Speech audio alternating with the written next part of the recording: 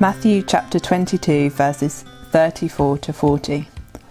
Hearing that Jesus had silenced the Sadducees, the Pharisees got together. One of them, an expert in the law, tested him with this question: "Teacher, which is the greatest commandment in the law?" Jesus replied, "Love the Lord your God with all your heart, with all your soul, and with all your mind. This is the first and greatest commandment. And the second is like it. Love your neighbour as yourself. All the law and the prophets hang on these two commandments." So this could have been an honest question. Mark says there's a bit of trickery in it, but actually this topic of what is the greatest law, there was much debate about that in Jewish culture. And you had huge amounts of disagreements from the Pharisees, the Sadducees, the scribes.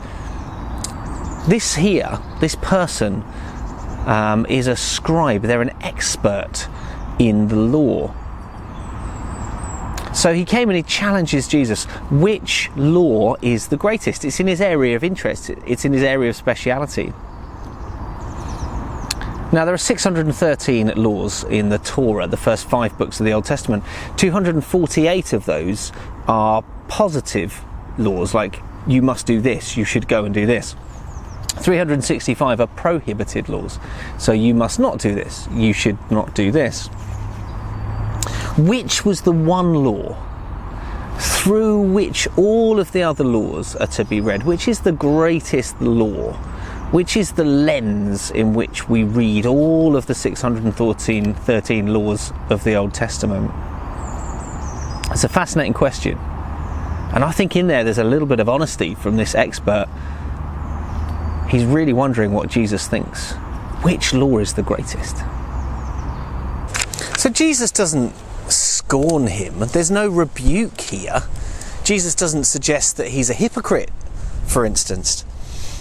He doesn't imply that this scribe was asking an invalid question or a silly question at all. He just comes straight in with his answer. So in the scribe's question, there was sort of no attempt to flatter Jesus, to puff him up, to butter him up at all, other than maybe the title of rabbi, which may have just been sort of polite. There's no rebuke. Jesus goes straight into that answer. In verse 37, Jesus replies, "Love the Lord your God with all your heart, with all your soul, and with all your mind. This is the first and greatest commandment. And the second is like it. Love your neighbour as yourself."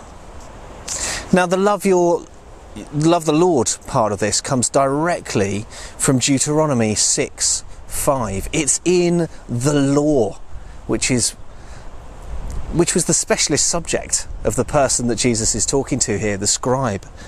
Love your neighbour is also taken directly from the law. It's Leviticus 19 verse 18. Jesus is answering in the language of the person he's asking.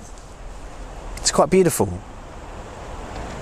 It's this section of dialogue that the theologian Tom Wright likens to a game of tennis. He says that Jesus and his opponents over the whole of this chapter have been rallying with questions and answers. His opponents trying to trap Jesus, and Jesus simply and easily just hitting the ball back into their court. But here, Tom Wright says, this is basically, it's like serving an ace. Jesus' answer here is unquestionable. It's unreturnable. Jesus uses scripture so well to sum up the whole of Torah to the scribe. This expert in the law has no answer. Jesus uses a verse that has become part of every Jewish person's daily prayer to God. It's called the Shema. Love the Lord your God with all your mind, your heart, your strength, your body. Everything needs to love God. So by saying that this is the first commandment, and to love others as we love ourselves, that second passage there, the expert in the law, he can't answer it. There's no further questions. And so the lens in which all who follow Christ, all of us should be